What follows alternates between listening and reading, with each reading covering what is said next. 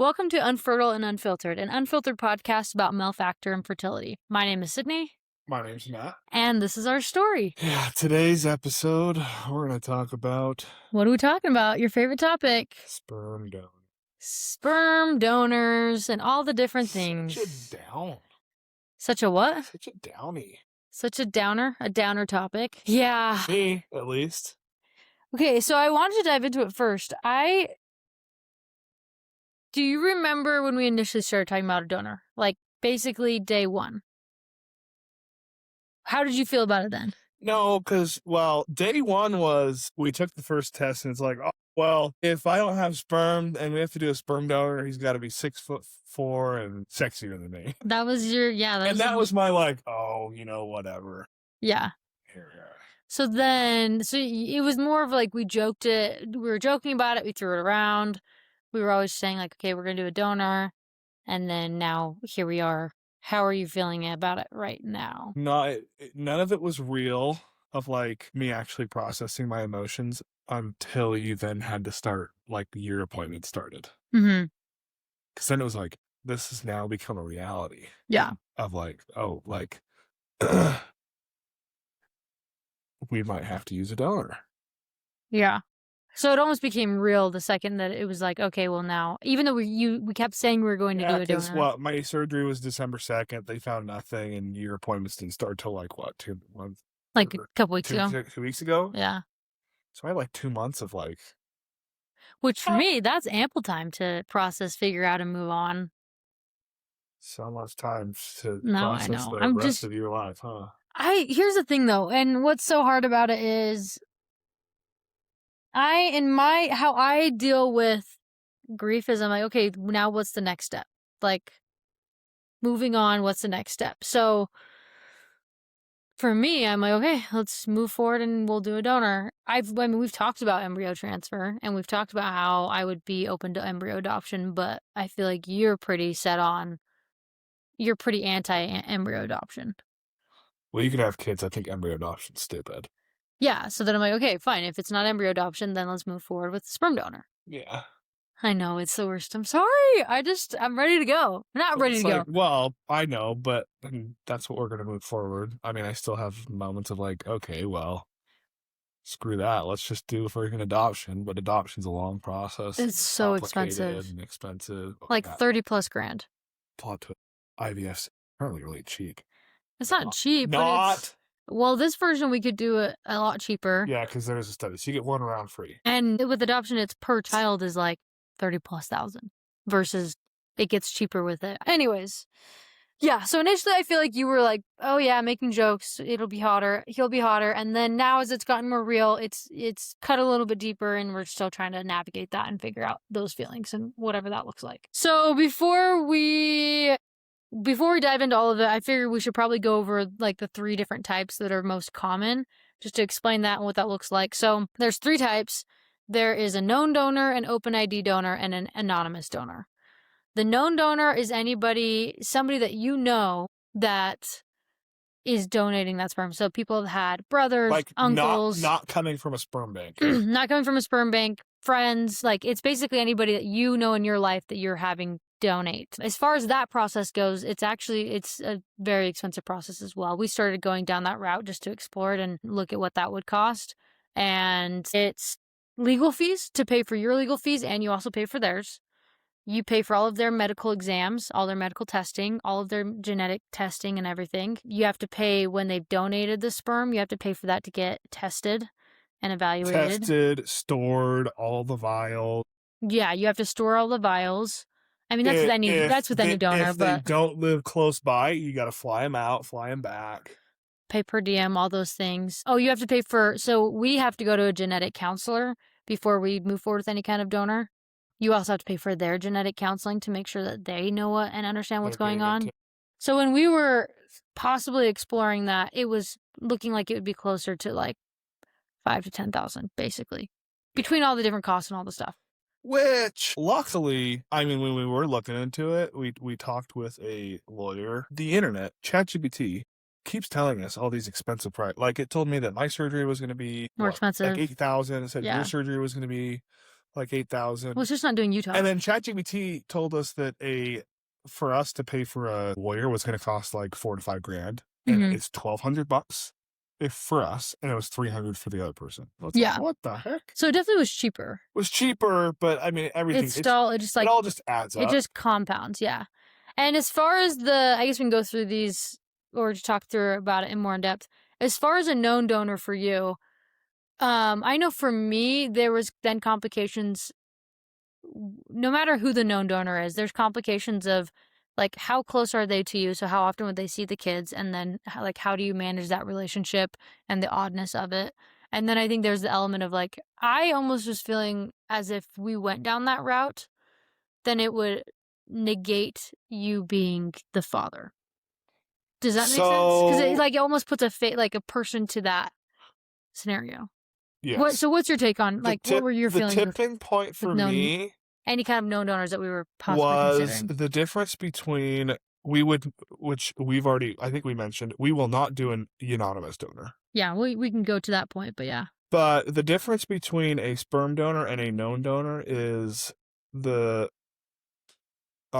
a sperm donor, the kids do not get to like access to their contact till they're 18. With a known donor, I mean, they could live 2 blocks away.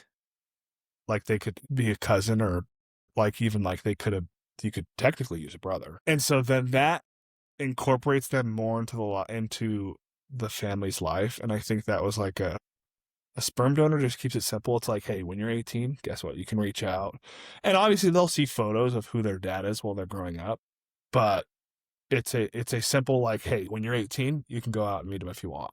Yeah. Versus a known donor is like, technically we could drive or fly you out and see them because we know exactly who they are. And yeah, and if they're obviously, and for us, I don't think there was an option. Like one of the positives to it would have been possibly having some kind of a family so that at least, kind of felt like it was genetics coming from you. Yeah. But then there was some elements of that creates complications. And even if there was somebody, I think you nailed it on the head where it almost, then it becomes less, for me, it was becoming less of a sperm donor and more of like a dad, right? Or the parent. Like it was almost putting like too much weight for us and how we were seeing it, right? Yeah, with them being involved in their life, the older they get, they will obviously see me as their father, but then in the back of their mind, if the donor is just accessible and close, I don't know, I feel like the kids are always gonna be like, well, that's my actual dad though, Which I think is probably a little bit of, I think that's probably stuff that you actually just have to work through emotionally, because I think being a dad or a father is so much more than just genetics. Yeah, but I know agree. that's like a valid thing to be feeling and going through with that. But they're genetically. I know, but I'm just saying, like, I think there's some of, which I think is okay, because we're not going with that route.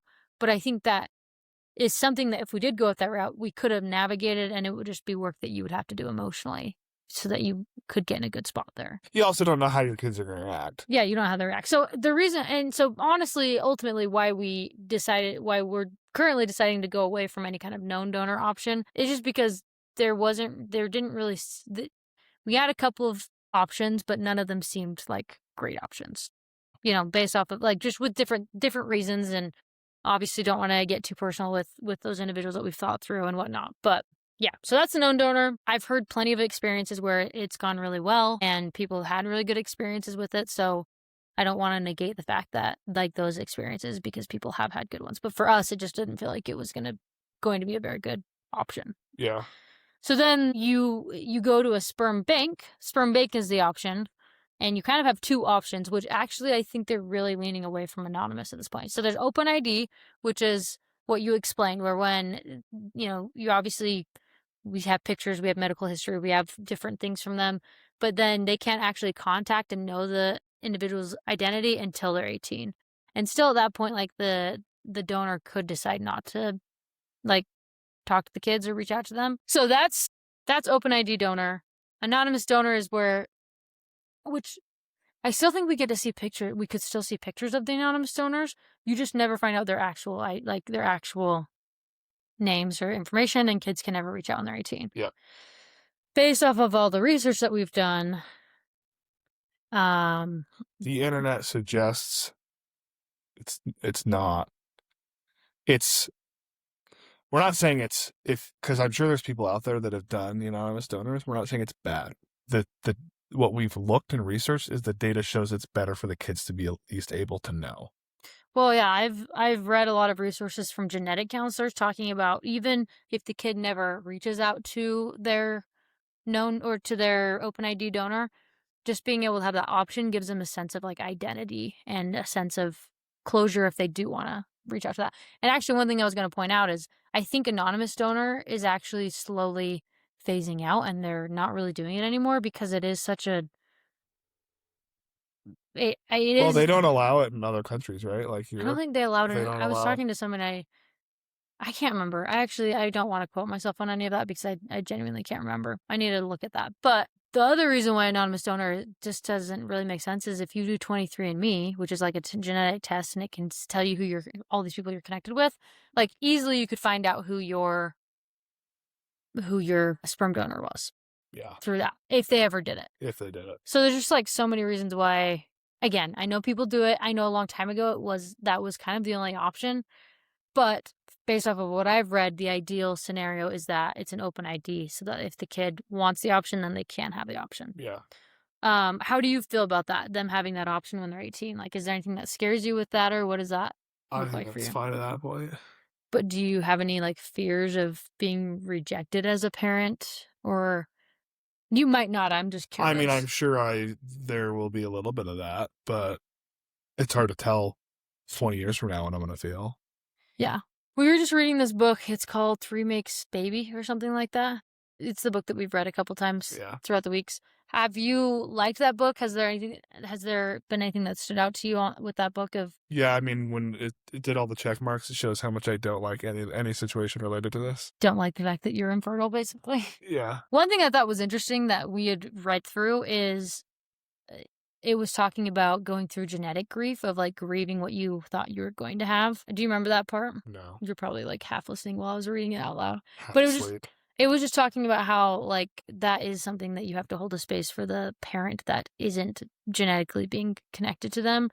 That like there's an element. Have you felt that at all of almost grieving the kids that you thought you would have and now I think I will look grieve different? that when they're growing up. But you don't have that right now. You don't. I mean, it seems like you might have it a little bit if you're obviously hesitant about a sperm donor. So I feel like you are possibly grieving that. Well, For a valid reason, 100% valid reason.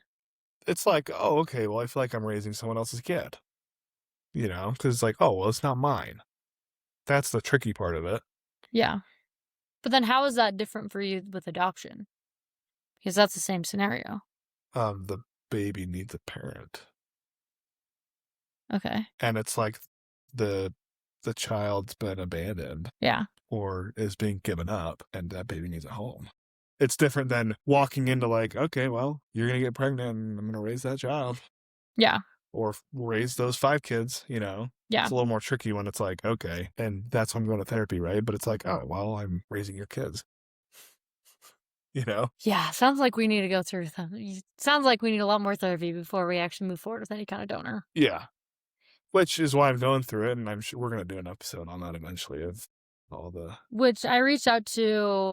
I think my problem with your problem as well that we've talked about. Your problem with currently your therapy is it's group therapy and it's not focused around...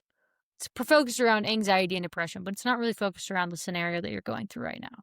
No, it's not even that. It's the group of guys there, like, it's not deep. Yeah, nobody's it's just like sharing it's just like they throw out solutions and like techniques to like help yourself, but it's like we're not getting it. Like, I don't know. It doesn't feel like the other people are getting very deep into like they're not being very vulnerable. What is causing it? Why is it being caused? And what am I feeling in those situations? So that's a little tricky because I'll be like, I'll share all the emotions related to like not being a father. And it's just like, okay, but I don't know. I don't know what's going on at other people's heads, but to me, it's like, okay, this is like very surface level. Yeah. And we reached out to, they haven't gotten back to me yet, but we reached out to a specific genetic therapist and counselor who worked with these scenarios that I think would be really helpful for you to go to, for then me to go to separately. So like to help understand what you're going through, and then for us to go together, because I think we are both grieving with a sperm donor. Obviously, I have genetic kids. I am still grieving, though, the fact that we aren't going to have kids together. And I think that both of us need probably more empathy for the other, or sympathy for whatever the actual title is. Sympathy for each other and the experience that we're currently going through. Yeah. Of like, you're mourning something, but I'm also mourning something. And then like finding that middle ground of how to move forward with it. Yeah. You know? So, things we never asked for, never wanted to go through. It's kind of, is this a joke? Is this a reality television show? They're going to come out and prank us? It's how it is. Okay, so we're moving forward to sperm donor. At least that's currently the plan. So we have to go sperm donor shopping online, which essentially means we've created accounts on a bunch of different websites. The websites that I've created an account on are Zytex. I think it's how you spell it. No, it's an X. It starts with an X. Anyways, it's XYTYX. Anyways, that one, Cryobank. I did one on California where they charge you, and then Seattle Sperm Bank. So those are the current ones there's a few other ones. And they'll charge you $50 so you can see the stupid adult photos. The California and the California and Seattle do. So far we've paid $100 to access everything for Seattle. Essentially what it is though is you get on there, you log on, there's a ton of filters that you can choose from between like ethnicity. What else does it show up? Do you remember? Ethnicity, religion, height, weight, everything you need to know about. I'm pulling it up right now so we can. Anyways, what's interesting is when we started, remember it was like a few weeks ago. I was on a Sunday and I was like, hey, let's look at donors. I want to look at donors together. It was actually the absolute worst day that we could have done it. I didn't know. You didn't tell me.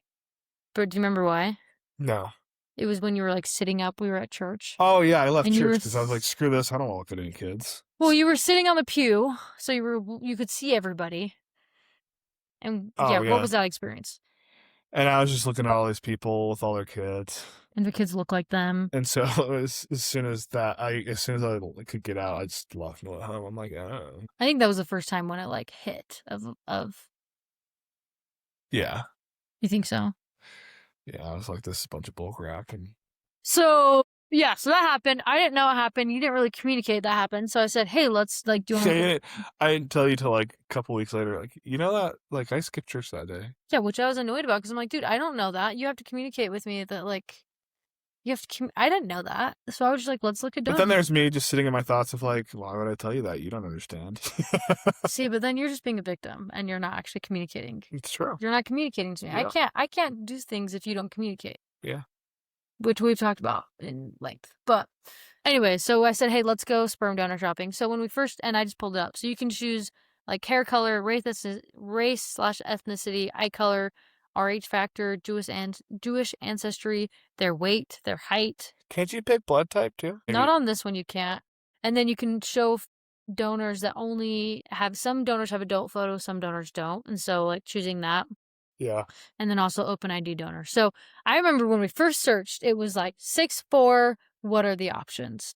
Then there's like 4 dudes. And there was like 4 guys. So we started very, very picky. And then we had to scale back a little bit.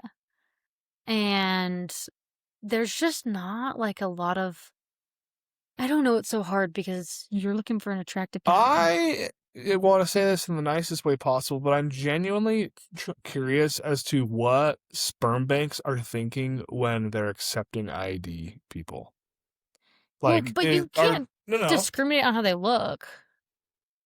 I'm sorry, finish. You finish. You got it. I mean, I am, but I'm not saying anything about the way that I look. Oh, okay. Keep going then. But I am. Okay. Of like, I feel like as a sperm bank, you would want people with high quality genetics, not like, and this like I'm saying, I'm not being offensive or anything, but like bald people.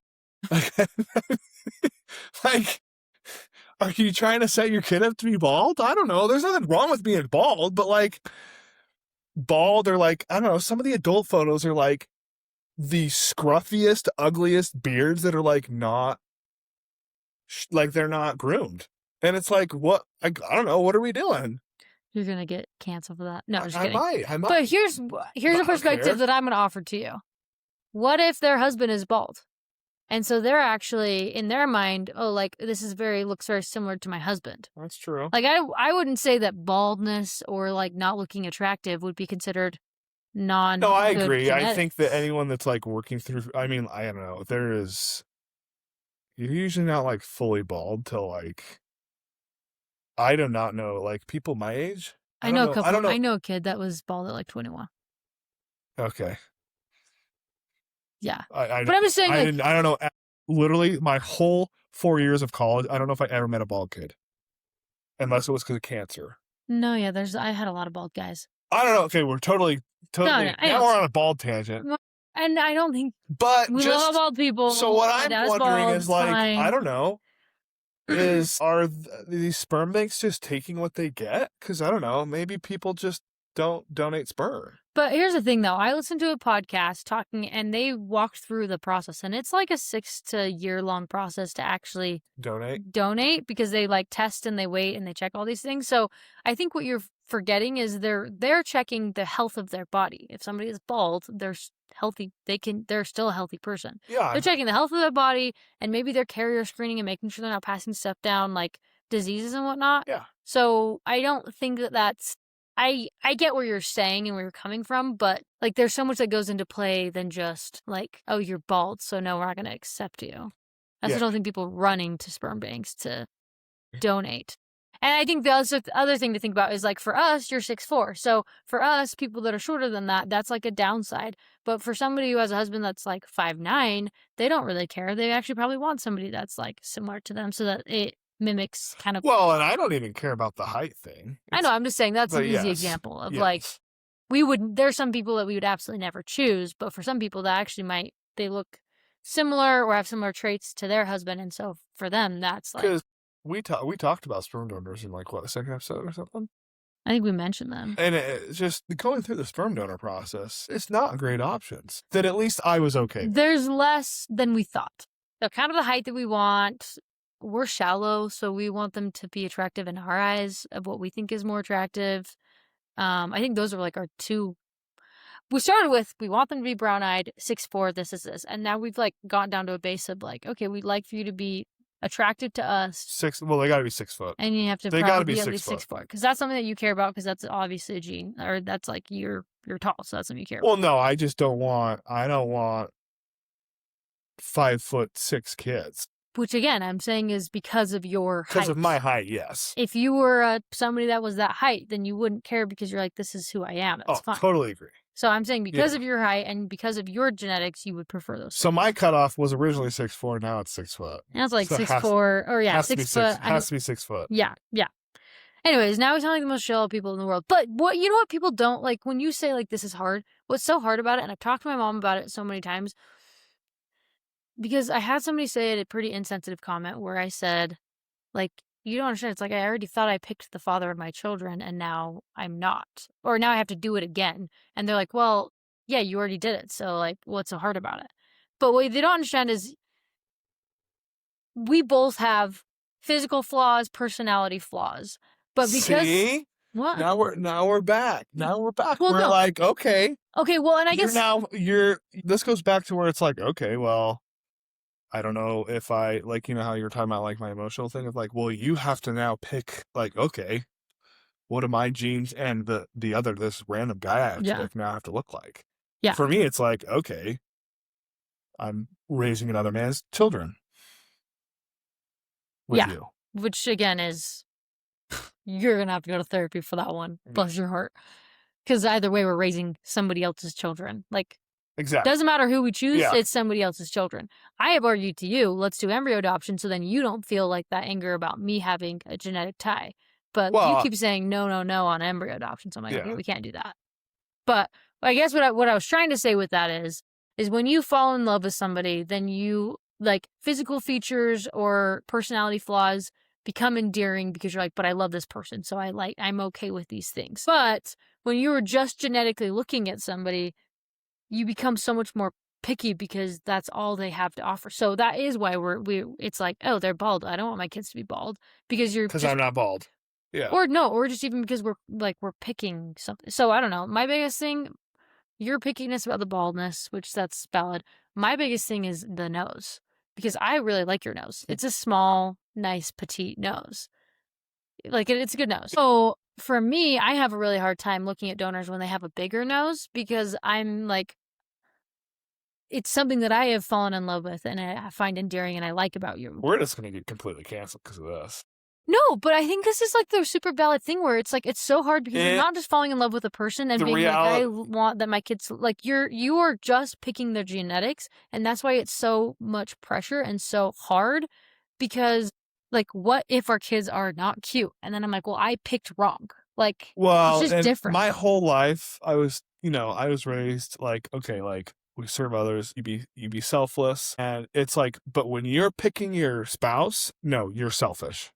You pick who you want. Yeah. You be selfish. So now it's like, okay, we're now being selfish when it comes to who the donor is. And we only have so many things that we get to pick. And you only have so many options. Like the donor's only going to pass down so many things. And so those are the things we have to be so nitpicky about. Or it feels like we need to be so nitpicky about because you're sitting there analyzing like, are they going to have this? Are they going to have that? Do I like that? Am I okay with that? I don't know because I'm picking just his genetics and I'm not picking anything else. And that's why it's like, okay, every couple is going to have, like, I don't know, the next couple that picks that's some other couple it's going to have completely different wants than us. Like I've talked to somebody who her husband is, husband's a redhead. And so they're like, oh, we were looking for somebody who was a redhead. Where for us, we would never look for a redhead because you're not, and that wouldn't resemble you at all. Yeah. Right? So everybody's going to have that pickiness. But I guess what I was trying to outline is why it's so hard and why people don't always understand the amount of pressure and thought and things you go into. So it's the worst. It's doozy.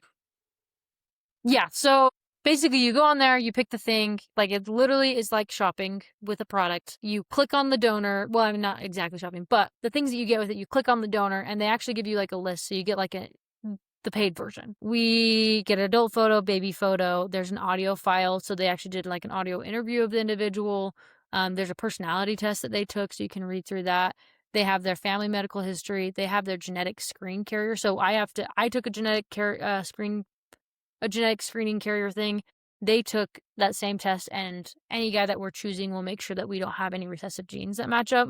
So we don't like give kids the worst case scenario. And then it tells you, what's kind of interesting on it is it tells you how many vials they have available, how many have been purchased, and if there's any pregnancies that have come out of that purchase. So the current guy that we're looking at, there's a couple of vials that have been purchased, but no pregnancies have happened from him.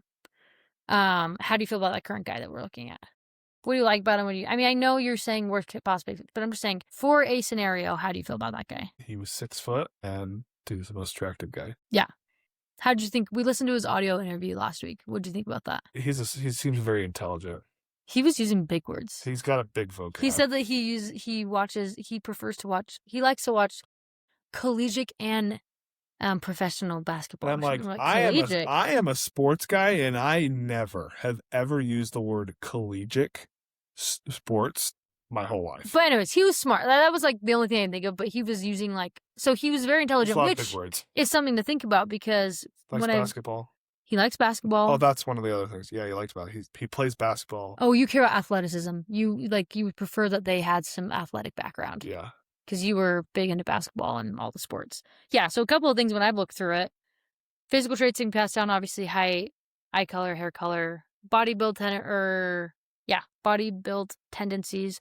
Some of the neural things could be ADHD, autism spectrum, learning differences. So the fact that he seems like a smarter individual, you can't pass on IQ, but mentally you can pass down some of those tendencies. Mm-hmm. You can also pass down anxiety, depression, bipolar disorder. So those are some things that we've looked at as well. So we have a guy that we're interested in. He is blonde, so that would be a downside. But I think we could. You were huge on it says he has fair skin.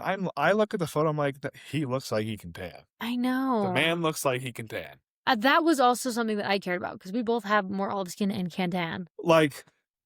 If I am out in the sun for one day, and I burn, it's winter. It's both of us. Yeah, it's winter. We go out for one day, we can burn, the next day it's a tan. Again, this goes back to the fact that I'm like, genetically, I never thought I had to like. Yeah. I don't know. He said that his brother tans more. He could like take some stuff, and his brother has a little bit darker complexion, and I think his parents have the darker complexion. It's like fair but can tan or something like that. Anyways, I'd sound so. So a mix between him and your genes will make sure they can tan. I did a ChatGPT babies. He has a mustache in his picture, and all my ChatGPT babies had a mustache. That's right. My 2-year-old, I asked for a 2-year-old boy and girl, and the 2-year-old boy has a mustache, so that was kind of funny. But yeah, again, things that people don't think about that you're like, I didn't think about this, and I was fine. If you were pale, I'd be fine because you're my husband and we're passing down our genes. But if you're not my husband and I'm picking, then I have preferences. Yeah. So it's, what was something else that was tough? So, and this is going to be the longest episode, but there's just so many things that go into it. Religiously, we don't drink, or based off of our religion, we don't drink alcohol, drugs, smoke. Like, that's a religious choice that we've chosen. And obviously, with alcohol, like, there's a choice, or like, there's health benefits of not drinking alcohol. So you watch any videos and they say, like, we advise that men don't drink alcohol like 3 months before they start trying to have kids, whatever, because it optimizes health.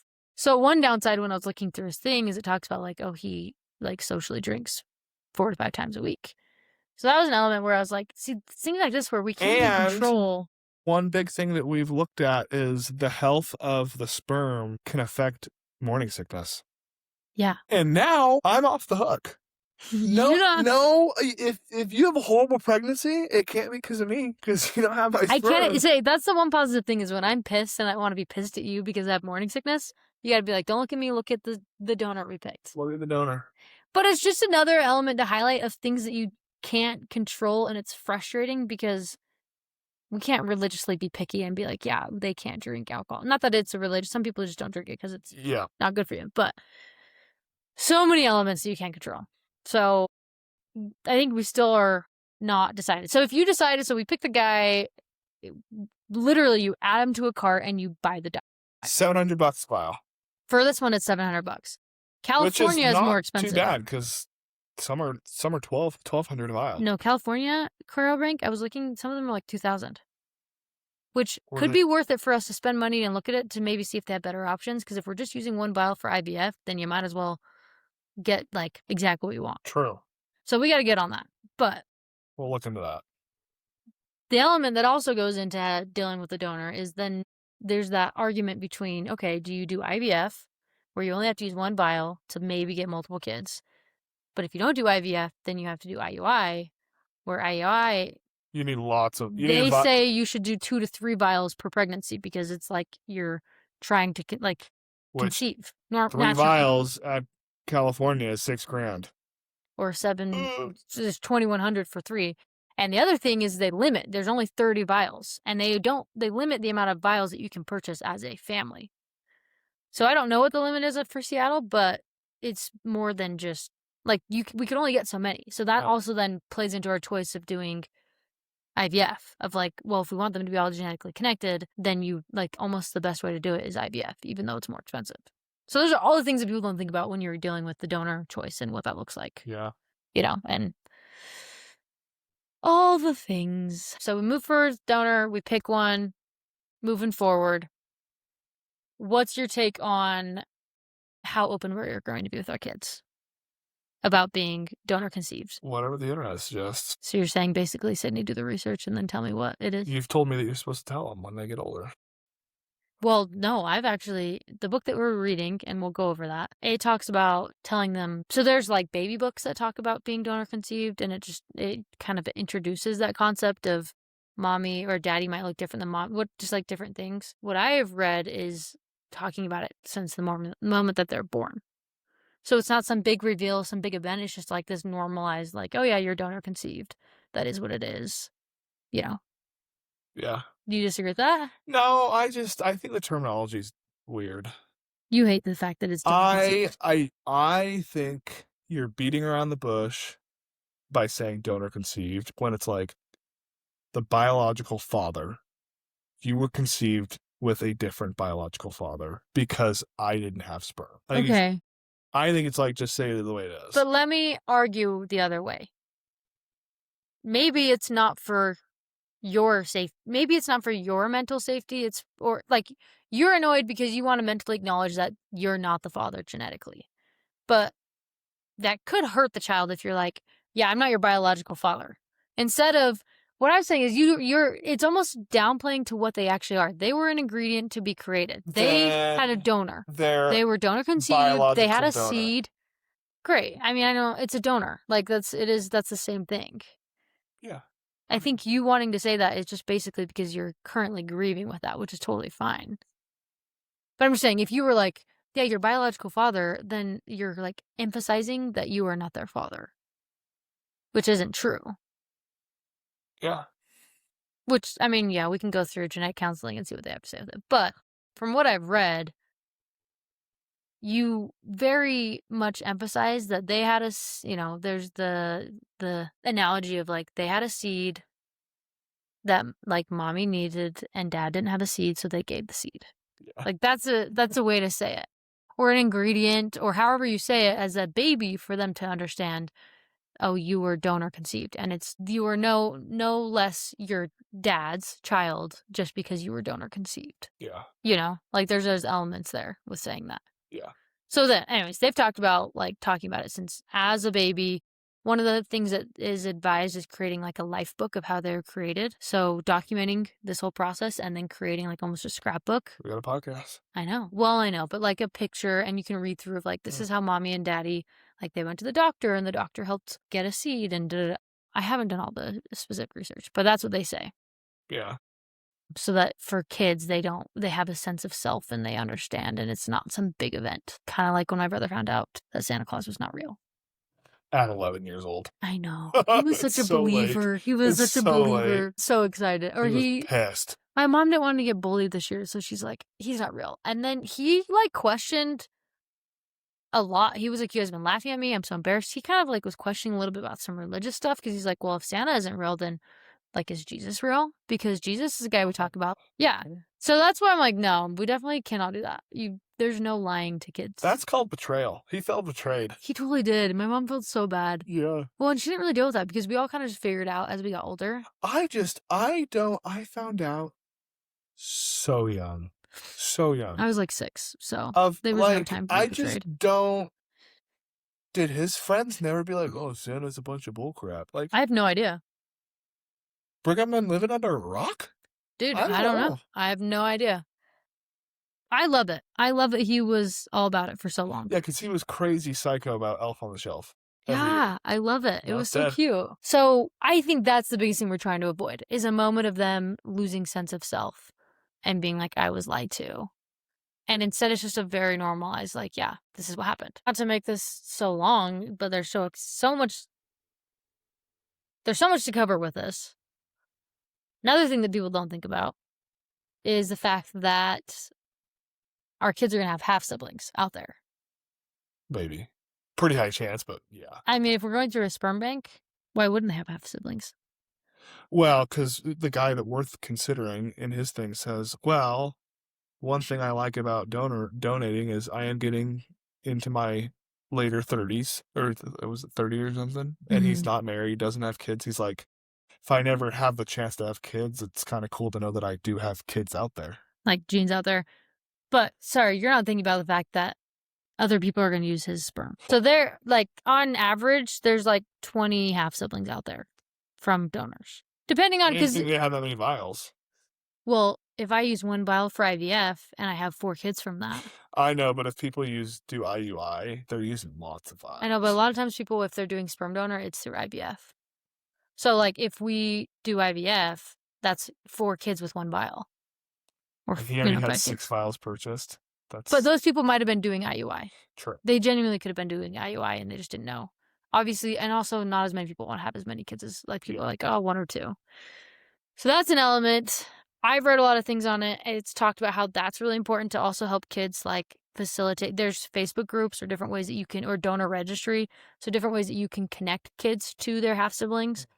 So that will be an element that we have to navigate. And at least so far, I'm planning on navigating and having them be connected to those, because that also helps build sense of self with a child. Yeah. But I don't know, it's just like things you don't think about where people are like, oh, well, it's fine, you're gonna do a sperm donor, it's not a big deal. But you're like, no, it doesn't end when you have a kid. That doesn't fix the infertility issue. Yeah. It impacts us for the rest of our lives, which is fine. Like, it's whatever. I'm not gonna complain. Our life is fine. We could be so much worse.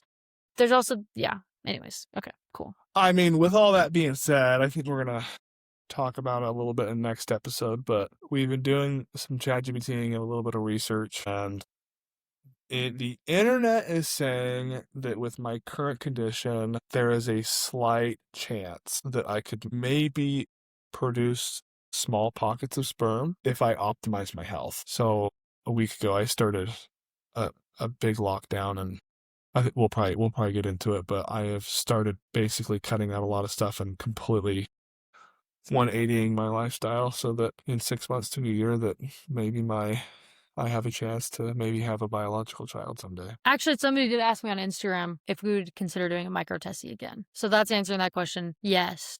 But with this plan, are you trying to eliminate trying to do a donor as well? Or are you saying... No, we're going to move forward because just the older you get, the harder it can be to be pregnant. So we could sit around for a whole year. And I mean, in all, or 2 years potentially. In all reality, would I love to wait around? Yeah, I probably would. That's probably my go-to, but I know that probably would be difficult for you to have to face. So you want to wait.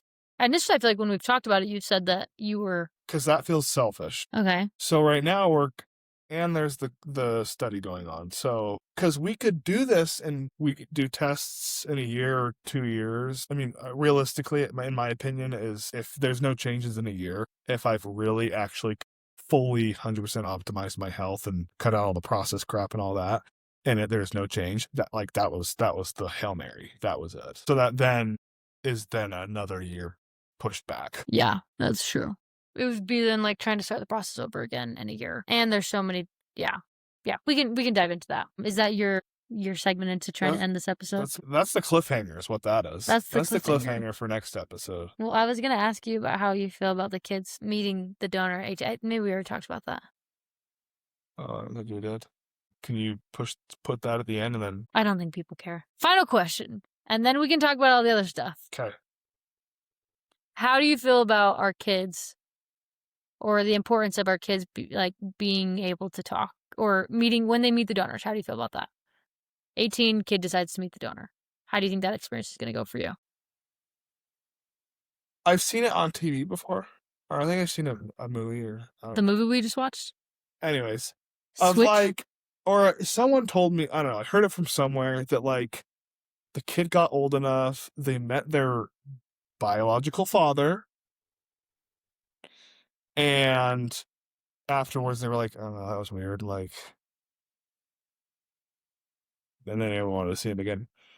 That's the one thing I've heard. But then it could also be the other way of oh, it's really nice. Yeah, I mean, again, it's I don't know. I'm sure there will be a little bit of grieving, but I don't know what that's going to feel like. I don't know what that's going to be like. Yeah. Until that moment's there. Yeah. So I want whatever my kid is feeling and feels best for them, I want them to do it.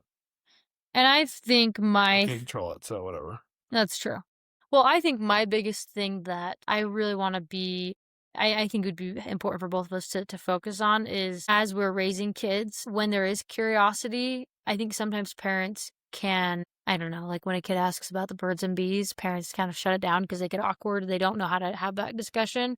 And so I think it'll be really important for us to understand, okay, how do you talk about and practice and continue to be open about it, so that when the biggest thing is, I think, having a relationship with a kid where they feel safe to come to us at 13 and saying, I don't feel like other people, whatever it is, whenever they're struggling, building that close relationship so that they feel safe to ask questions and don't feel like they're hurting us if they're asking questions and if they want to know more about their donor.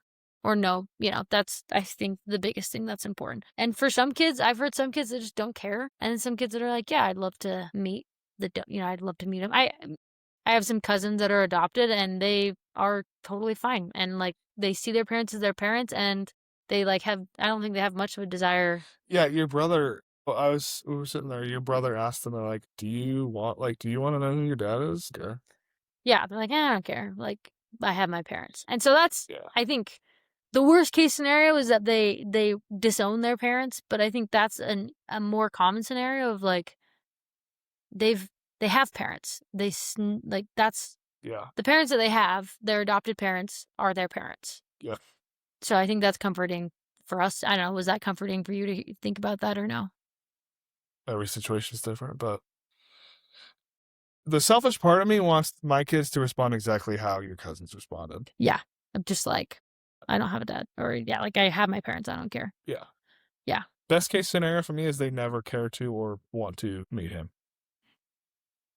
Yeah. So yeah, it's But gonna like be a I lot said, of whatever they want is best for them. emotional stuff. So to sum it up, there's open ID, known donor, anonymous donor. We're going with open ID. We're going through a bank. Biggest thing is we're going to be open as kids or from a childhood. Read lots of books. Be super open with them about it. Normalize it. Create a life book. Couple of tips was, parents from studies, parents were honest early. Curiosity wasn't shut down. Choice was respected. And then also, I like what this says here. Disclosure isn't a single moment. It's a relationship built over time. So that's just something that we're going to focus on as we're going through and trying to figure it out. Yeah. As far as making that decision, we don't really need to make that decision until when? They're older. No. I'm saying making the decision of who we're going to go with. Oh. We haven't made it yet. We will probably make it when we get closer to, once I finish my hysteroscopy, get cleared, and then we have to decide if we want to move forward with IVF. That's when we have to make a decision one way or the other. Yeah. And like who we're doing. The overnight ship it, it's like $800 on top of the $700. To overnight ship it? Well, it was going to be $800 to ship your sperm from the Orem one to the fertility clinic, so I'm sure it'll be around that much. Dollar bills. So brutal. And next episode, we'll talk about all the lifestyle changes and all the things that you're doing there. Yeah.